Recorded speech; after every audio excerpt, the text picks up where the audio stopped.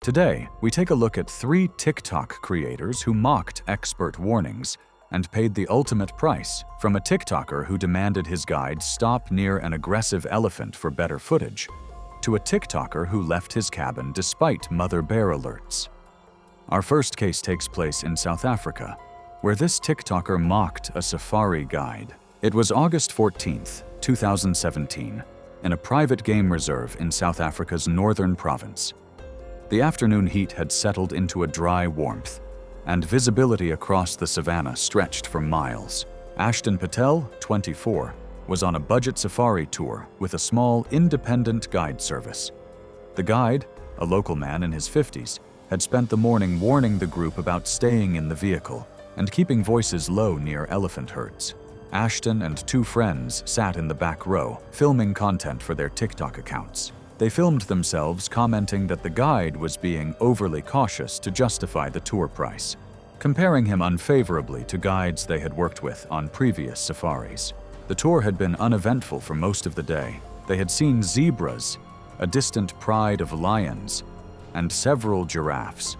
Ashton had been scrolling through his previous safari videos between stops, shaking his head at the view counts. He told his friends he wanted something more dramatic, something that would get real engagement. His footage from Kenya and Tanzania had barely reached a few thousand views each. In the late afternoon, the guide spotted a lone bull elephant a few hundred yards to the west. He explained that the animal had been separated from its herd and was showing signs of must, a condition that made males extremely aggressive. The elephant was pacing in tight circles, shaking its head, and had visible streaks of temporal gland secretions running down the sides of its face. The guide radioed the base camp to request a route change.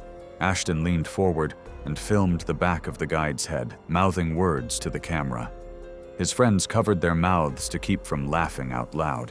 The guide turned around and looked at Ashton. He repeated his warning about must, explaining that bulls in this state had killed people before, even experienced handlers. Ashton nodded but continued filming, panning from the guide back to the elephant. One of his friends whispered that they should listen, but Ashton waved him off. He mentioned his 2 previous safaris in Kenya and Tanzania, saying the guides there had given similar warnings, and nothing had happened. African elephants can weigh up to 14,000 pounds and stand 13 feet tall at the shoulder. Bulls in must produce up to 60 times more testosterone than normal and become highly territorial and unpredictable. They can charge at speeds reaching 25 miles per hour and have been documented flipping vehicles that weigh several tons. Their tusks can grow up to 6 feet long and are capable of piercing through metal and bone with minimal resistance.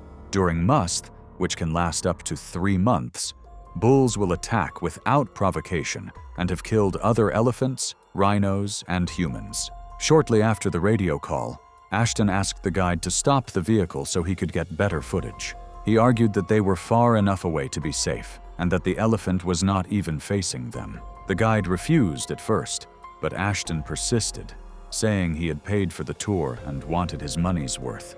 The guide finally complied, parking what he considered a reasonable distance from the bull. He kept the engine running. The elephant had stopped pacing and was now standing completely still, trunk raised slightly, testing the air. Its ears remained pinned back against its head. The guide noticed this change immediately and told everyone to remain silent and motionless. Ashton ignored the instruction and stood up through the open roof hatch, extending his phone towards the elephant. The animal's ears suddenly flared outward, a clear warning sign. Its trunk dropped, and it turned its massive head toward the vehicle. The guide shouted for Ashton to sit down immediately. Ashton continued filming, zooming in on the elephant's face. He whispered into his phone that this was the closest he had ever been to a wild elephant. His hand remained steady, the frame centered on the bull. The elephant took 2 steps forward, then broke into a full charge. Dust exploded from beneath its feet as it accelerated. The guide shifted into gear and pressed the accelerator, but the vehicle had barely moved when the elephant closed the distance. The bull struck the passenger side with its head, the impact producing a metallic crunch as the door panel buckled inward. The vehicle tilted sharply onto 2 wheels, suspended at a steep angle for several seconds. Ashton lost his grip on the roof hatch frame and fell through the opening, landing hard on his back on the ground. The Land Cruiser crashed back down onto all four wheels, rocking violently. The engine had stalled from the impact. Ashton's phone had flown from his hand and landed several feet away, screened down in the dirt. He rolled onto his side and tried to move toward the underside of the vehicle, but the elephant was already turning. Its shadow fell across him as it repositioned itself. He managed to get onto his hands and knees before the elephant lowered its head. It drove both tusks into his torso, the right tusk penetrating deep into his chest. Ashton's body lifted off the ground, his arms and legs going rigid. The elephant jerked its head upward with tremendous force, throwing him several feet through the air. He landed on his side in a cloud of dust, his mouth open but producing no sound. He tried to crawl, his left arm reaching forward, fingers digging into the dirt. The elephant stepped forward, its front feet landing inches from Ashton's legs. It knelt, bringing its front legs down on either side of him, trapping him. Then it pressed its full weight onto his chest and abdomen. The guide and the two other passengers remained inside the vehicle, their faces pressed against the windows. One of Ashton's friends was screaming, the sound audible even through the closed windows. The guide turned the ignition repeatedly, trying to restart the engine. He knew that exiting the vehicle would draw the elephant's attention to them. The elephant remained in that position for nearly half a minute, its breathing audible even from inside the vehicle. Ashton's legs had stopped moving. Finally, the elephant stepped back, rising to its full height. It moved roughly 30 yards away, still facing the vehicle, trunk swaying slowly from side to side. The guide managed to restart the engine and used the radio to call for the reserve's emergency response team. His voice was shaking as he described the situation. When they arrived with a tranquilizer rifle, they confirmed Ashton had been dead for several minutes from massive internal trauma and blood loss. The elephant had moved further off, but remained visible in the area, watching the vehicles. Ashton's phone was recovered some distance from the vehicle, cracked but still recording. The reserve confiscated it as part of their incident documentation and later returned it to his family, who never released the footage. Local authorities ruled the death accidental due to failure to follow safety protocols. Ashton's body was transported to a mortuary in the nearest town, and his family arrived from the United States days later to handle arrangements. But Ashton wasn't the only content creator who underestimated wildlife that year. Just 2 months later, another TikToker would ignore warnings in a very different environment and face an animal that moved much faster than any elephant. It was October 19th, 2017, in a remote section of the Colombian Llanos, roughly 60 miles east of Puerto Carreño, near the border with Venezuela. The wet season had ended 2 weeks earlier, leaving the rivers swollen but clear enough for navigation. Ambrose Ortega, 27, was a travel content creator who specialized in off-the-beaten-path locations. He had hired a freelance guide from a small village to take him by motorized canoe to a series of lagoons connected to the Orinoco River that weren't included in any official tour routes. The journey required 2 hours of travel upstream, followed by a 15-minute walk through flooded forest to reach a secluded lagoon system known locally for its wildlife.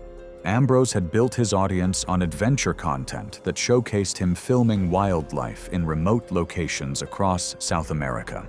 Over the past year, he had filmed himself near caimans in Peru, capybaras in Brazil, and river dolphins throughout Colombia. He frequently mentioned his experience in his videos, positioning himself as someone who understood animal behavior and knew how to handle close encounters. His viewers often praised his fearlessness in the comments. When they reached the lagoon around midday, the guide immediately pointed to several large, dark shapes, partially submerged near the opposite bank, roughly 80 feet away. He identified them as hippopotamuses, descendants of animals Pablo Escobar had illegally imported in the 1980s that escaped after his death. The guide explained that these hippos were extremely aggressive because they had no natural predators and had never learned to fear humans. He told Ambrose to stay at least 100 feet from the water's edge and to never position himself between a hippo and the water. Ambrose dismissed the concern, saying hippos were herbivores and only attacked near calves. The guide warned that a fisherman had been killed here the previous year, but Ambrose was already setting up his equipment. He wanted footage with the hippos in the background, a trending topic he knew would perform well. The guide refused to approach the water and positioned himself near the tree line, 60 feet back. He had brought tourists here before, but they had all kept their distance. Ambrose moved with the confidence of someone who had done this many times. The guide considered leaving, but the village needed the income, and Ambrose had already paid in full. Hippopotamuses are the most dangerous large animals in Africa, responsible for an estimated 500 human deaths annually, more than lions, elephants, and Cape buffalo combined. Adult males weigh between 3,000 and 4,000 pounds and can run at speeds exceeding 20 miles per hour despite their bulk. Their canine teeth grow up to 20 inches long and are used as weapons capable of crushing bone. They kill by charging, trampling, and biting, often tossing victims into the air or dragging them underwater. The Colombian hippos, having grown up without natural predators or human management, exhibited even more aggressive territorial behavior than their African relatives, with documented attacks on boats, livestock, and people who ventured near their claimed waterways. The lagoon was roughly 200 feet across, surrounded by dense vegetation and partially submerged trees. The water was murky brown from sediment, making it impossible to see beneath the surface. A narrow beach of mud and sand stretched about 15 feet before the forest began. Local fishermen avoided the area entirely after the previous year's fatality. Ambrose approached the water's edge in the early afternoon. He positioned himself about 10 feet from the waterline and set his phone on a small tripod, angled to capture both himself and the hippos in the background. The guide stood 60 feet back near the tree line, watching both Ambrose and the hippos. The dark shapes across the lagoon had not moved, but he could see ears and eyes above the waterline. At least 3 adults, possibly more submerged. Ambrose tested the frame several times, then stepped closer to the water, now only 6 feet from the edge, and began his introduction, gesturing toward the hippos behind him. The hippo emerged from the water directly to his left, roughly 25 feet down the shoreline. It had been submerged in the shallows the entire time, invisible beneath the murky water. It surged onto the beach with an explosive spray of water and mud. The animal was a full-grown male, over 3,500 pounds, its mouth already open in a threat display that revealed ivory canines the length of a forearm. The hippo closed the distance in several powerful strides. Ambrose tried to run toward the tree line, but his feet slipped in the mud, and he fell forward onto his hands and knees. The hippo reached him in seconds. The first bite caught him across the lower back and hip. The guide heard the sound clearly, a wet crunch followed by Ambrose's scream, which cut off abruptly as the hippo lifted him off the ground and shook him violently. Ambrose's body went limp immediately, his arms hanging at unnatural angles. The hippo tossed him roughly 6 feet through the air. He landed in the shallow water at the lagoon's edge, face down, not moving. The guide started moving toward them but stopped when the hippo turned in his direction, mouth still open, eyes fixed on him. He backed toward the tree line slowly, knowing that running would trigger a chase response. The hippo turned back to Ambrose, who remained motionless in the shallows. It bit down on his upper body, the massive jaws closing around his torso. The guide heard a series of cracks that carried across the water. The hippo dragged Ambrose deeper into the lagoon until the water was deep enough to submerge them both. The guide moved to higher ground at the forest edge, where he could see the surface of the lagoon. He could see the hippo in the shallows, roughly 20 feet from shore, its back and head above water. Ambrose's body was no longer visible. The other hippos across the lagoon had moved closer, their heads now turned toward the commotion. The guide used a satellite phone to contact the village, his hands shaking badly as he explained what had happened. A response team of 6 men arrived by motorized canoe roughly 2 hours later, approaching cautiously from downstream. They did not enter the lagoon. Using binoculars, they located the hippo that had attacked Ambrose. It was still in the shallows near where the attack had occurred, partially submerged. They made loud noises and threw rocks to drive the animals toward the center of the lagoon. The hippos retreated but did not leave the area entirely. The team waited until late afternoon, nearly 4 hours after the attack, before attempting to recover the body. 2 men waded into the shallows with long poles, while the others kept watch from the canoes, ready to make noise if the hippos approached. They found Ambrose's body in less than 4 feet of water, roughly 30 feet from shore, partially covered in mud and aquatic vegetation. The hippo had released him and moved to deeper water. Ambrose had died from massive trauma to his torso and spine. His pelvis was fractured and multiple ribs were broken on the left side. The bite wounds were extensive, with severe tissue damage across his back, chest, and left arm.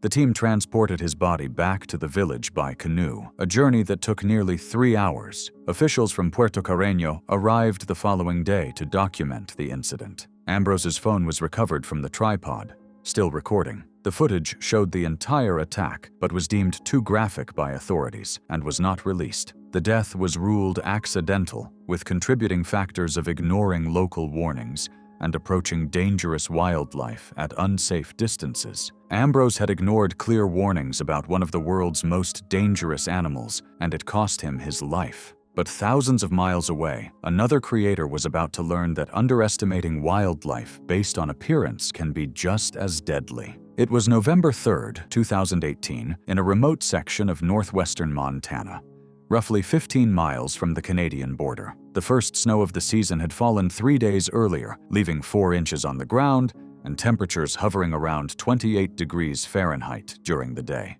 Jordan Sutton, 23, had rented a cabin through a private landowner for a week-long series he was filming about living without modern technology. He had grown up in suburban Colorado and had limited experience with true wilderness environments. The property sat at the end of a 2-mile dirt road, surrounded by dense forest on 3 sides. Jordan had been creating outdoor content for nearly 2 years, focusing on solo camping and wilderness survival techniques. His videos typically featured him in state parks and designated camping areas, where he demonstrated fire-starting methods, shelter building, and foraging. He had never filmed in true backcountry before and saw the Montana trip as an opportunity to expand his content into more challenging environments. The landowner warned Jordan during check-in that a female grizzly bear and 2 cubs had been spotted near the trail leading to the creek. He explained that November was a critical time. Bears were in hyperphagia, consuming massive amounts of food before hibernation, and mothers with cubs were especially aggressive. The landowner suggested Jordan stay within sight of the cabin and make noise if he needed to hike anywhere. Jordan assured him he would be careful and mentioned he had bear spray in his pack. On his 3rd day, November 5th, Jordan decided to film a segment about collecting water from natural sources. He had been using bottled water he brought with him, but he wanted footage of the creek for a video about sustainable camping practices. He left the cabin around mid-afternoon, carrying 2 empty gallon jugs and his phone mounted on a handheld gimbal. The trail was narrow, winding through lodgepole pines and Douglas firs. The landowner had explained that the creek was roughly half a mile from the cabin, following a trail marked with faded orange tape tied to trees. Jordan filmed himself walking, narrating about the importance of knowing your water sources and how to identify safe collection points. The forest was quiet, except for the sound of his boots crunching through the snow. Grizzly bears can weigh between 400 and 800 pounds, with females typically on the smaller end of that range. They can run at speeds up to 35 miles per hour and are capable of killing prey as large as elk with a single swipe. Mothers with cubs are responsible for the majority of grizzly attacks on humans, as they perceive any nearby presence as a threat. A grizzly's claws can reach 4 inches in length, and their bite force exceeds 1,200 pounds per square inch. Their sense of smell is 7 times stronger than a bloodhound's, allowing them to detect food or threats from miles away. In late fall, their behavior becomes more unpredictable as they prioritize caloric intake and den preparation over avoidance of humans. About 400 yards from the cabin, Jordan heard a sound off the trail to his left, a low huffing noise, followed by what sounded like branches breaking. He stopped walking and turned toward the sound, raising the gimbal to film. Through the trees, roughly 60 yards away, he spotted the grizzly and her 2 cubs near a cluster of serviceberry bushes. The cubs were small, likely born earlier that year, and were digging in the snow near the base of the bushes. Jordan lowered the gimbal slightly and stood completely still. He had read that making yourself appear non-threatening was important in bear encounters. The mother bear had not noticed him yet. She was focused on stripping bark from a fallen log, searching for insects underneath. Jordan slowly reached into his jacket pocket for his bear spray, but the canister caught on the fabric and made a rustling sound. One of the cubs lifted its head and made a high-pitched vocalization. The mother turned immediately, rising onto her hind legs to assess the threat. Jordan remained frozen, the gimbal still in his right hand, bear spray now in his left. The bear dropped to all fours and took several steps toward him, closing the distance to roughly 50 yards. Her ears were pinned back, flat against her head. Jordan began backing away slowly, keeping his eyes on the bear. He had been told never to run, that running would trigger a chase response. The bear huffed again, louder this time, and swung her head from side to side. The cubs had moved behind her, making small, distressed sounds. Jordan took another step backward, and his boot caught on a root hidden beneath the snow. He stumbled but caught himself, the gimbal swinging forward in his hand. The bear charged. She covered the distance in seconds, her massive body moving with shocking speed through the snow. Jordan turned and ran. He made it roughly 20 feet before the bear caught him, striking his upper back with her right paw. The impact threw him forward onto his chest, the gimbal and bear spray flying from his hands in opposite directions. She bit down on his left shoulder and shook him violently. Jordan's body lifted partially off the ground before she released him. He landed face down and tried to cover his head with his arms, but his left arm was no longer responding. The bear struck his head twice with her paw, the claws raking across his scalp and the back of his neck. Then she bit his neck, her jaws closing with tremendous pressure. The entire attack lasted approximately 15 seconds. The bear stepped back and stood over him for several seconds, breathing heavily. She then turned and walked back toward her cubs, who had remained near the bushes. She gathered them and moved off the trail into denser forest,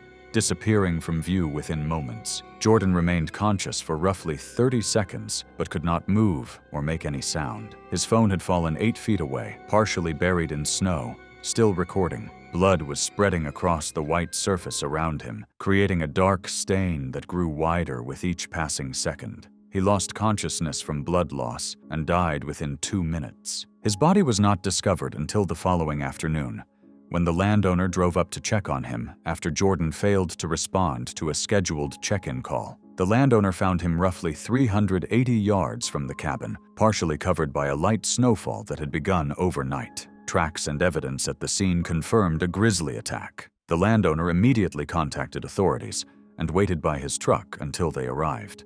Officials documented the scene and transported Jordan's body to a facility in the nearest town. The bear and cubs were not located, and no action was taken against them as the attack was determined to be defensive in nature. Jordan's phone was recovered and returned to his family, along with his other belongings. The footage was not released publicly. The death was ruled accidental, consistent with a defensive bear attack in which the victim had inadvertently approached a mother with cubs. Thanks for watching. If you liked these stories, click here.